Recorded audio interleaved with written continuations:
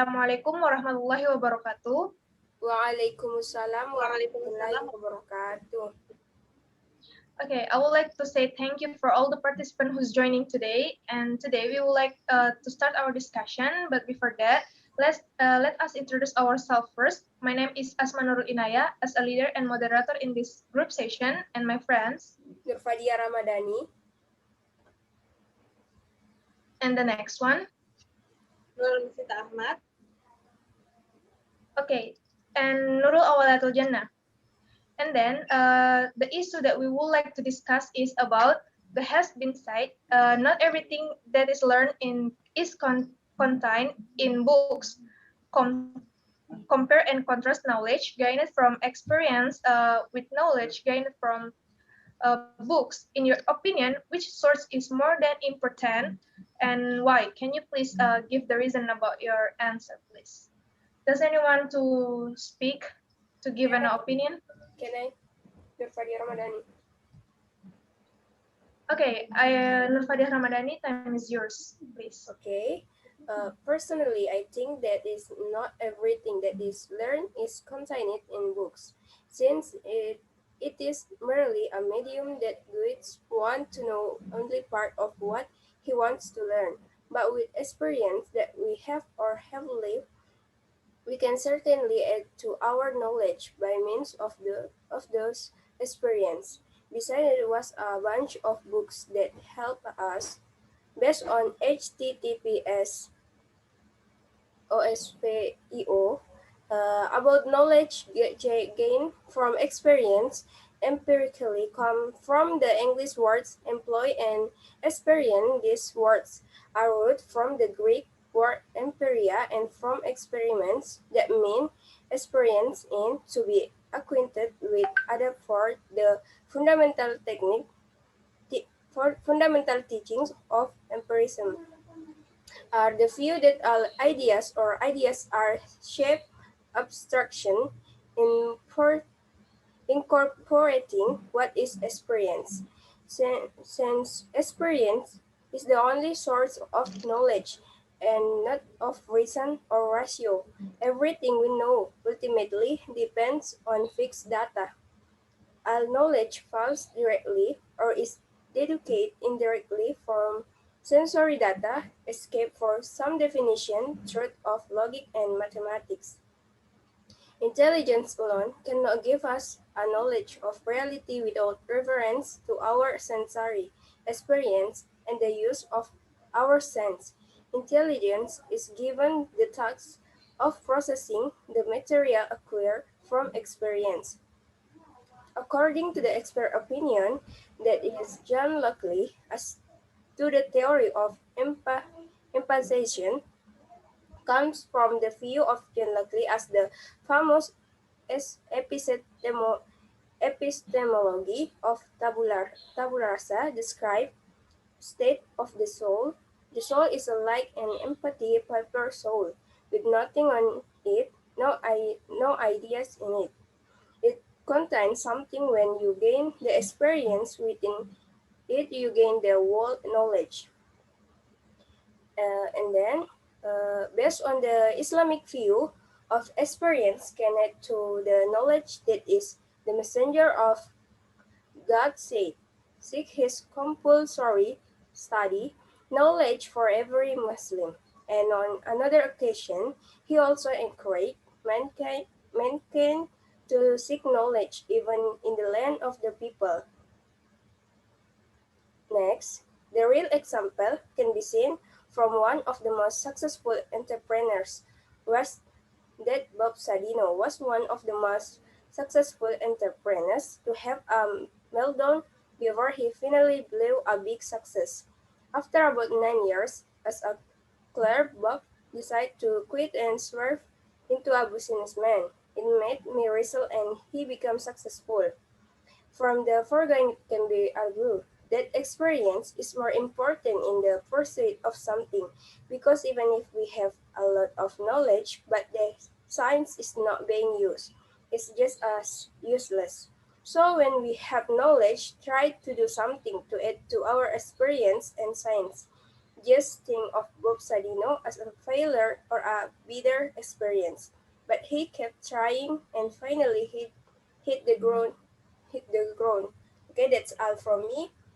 I give back the moderator. Okay, thank you so much for Nur Fadiah Ramadhani. That's a good point. How about Nurul Masid Ahmad? Can we hear your opinion about this issue? Yes, of course. Let's start. Okay.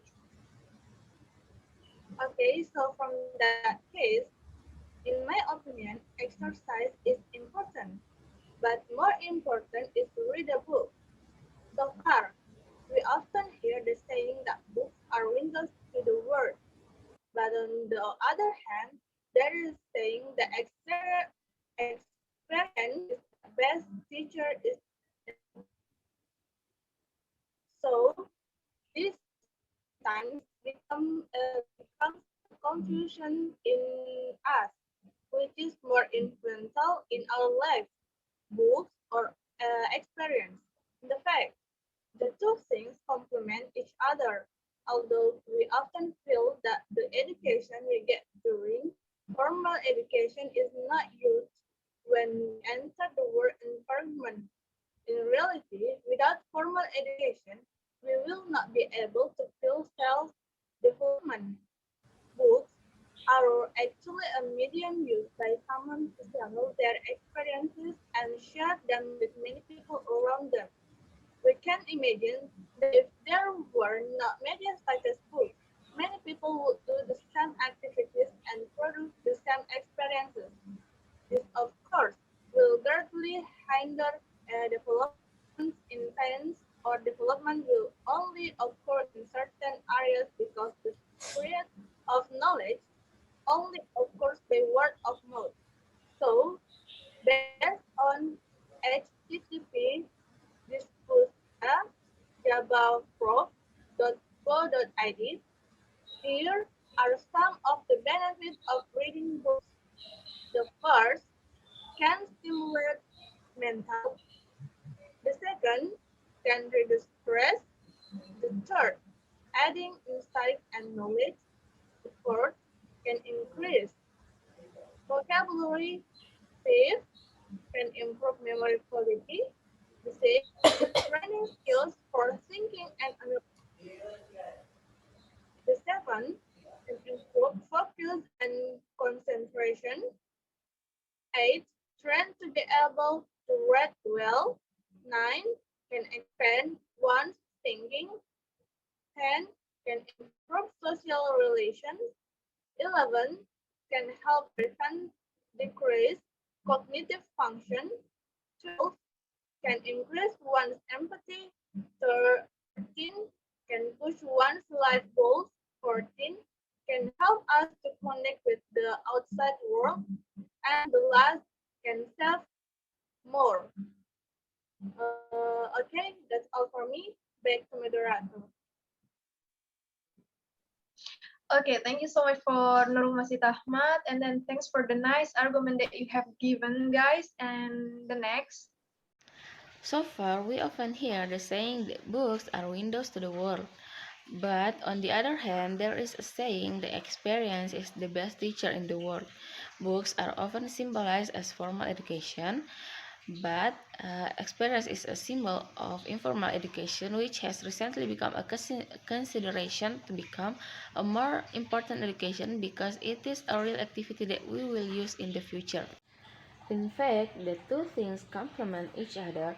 Also, we often feel that the education we get during formal education is not used when we enter the work environment. In reality, without formal education, we will not be able to feel self-development. Books are actually a medium used by someone to channel their experiences and share them with many people around them. We can imagine that if there were no media such as books, many people would do the same activities and produce the same experiences. This, of course, will greatly hinder developments in science, or development will only occur in certain areas because the spread of knowledge only occurs by word of mouth. Subsequent experiences become complementary media for books. Through experience, the knowledge we get from books becomes a real thing. Without the inference of experience, the existing book will still stand in the same place.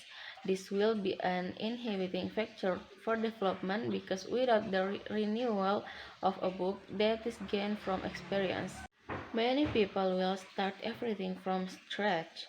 But this does not mean that the person who has the book with the latest updates is the superior person. Personally, if I had to choose between books or experience, I would tend to prefer experience. We can see the difference in the students who study in high school and vocation school. Students who attend high school tend to only learn the theories in books without practicing them, unlike the case with high school students who study theory and put it into practice. Vocation school students tend to be more prepared to enter the world of work. This shows the importance of experience in life, especially in the world of work. In addition, vocational school graduates who have work experience tend to have more decent jobs and have higher salaries. We need to know together that knowledge that is obtained from books but is not applied to become an experience will be in vain and even lost. Then it is better to multiply the experience because experience provides memorable lessons and will stay in us. Okay, thank you so much for Nurul Masid Ahmad, and then thanks for the nice argument that you have given, guys. And the next, does anyone want to provide feedback regarding the opinions that have been submit each other? Me, I want to give my statement to Natalia Ramadhani. Can I? Okay, Nurul Masid Ahmad, you can say your feedback to Nur Fadiah Ramadhani's opinion. Okay, so I see what you mean, Natalia Ramadhani, but I disagree if you say not everything that is learned is contained in books, because we can look at the experiences of others that he wrote in the book so that we can study from that book. Thank you.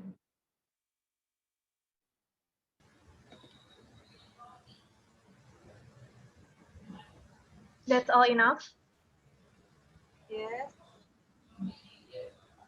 Okay, thank you to Nurul Masid Ahmad. How about Nur Fadiah Ramadhani? Can you please give the back response to Nurul Masid Ahmad? Okay, I will explain. There is certainly some truth in your words, but you fail to notice that we study in book, we can only see what the author write, and we don't understand how it is without experience. So again, I emphasize that indeed the book can increase knowledge, but without experience, we will not know how it apply. And I have a question for you.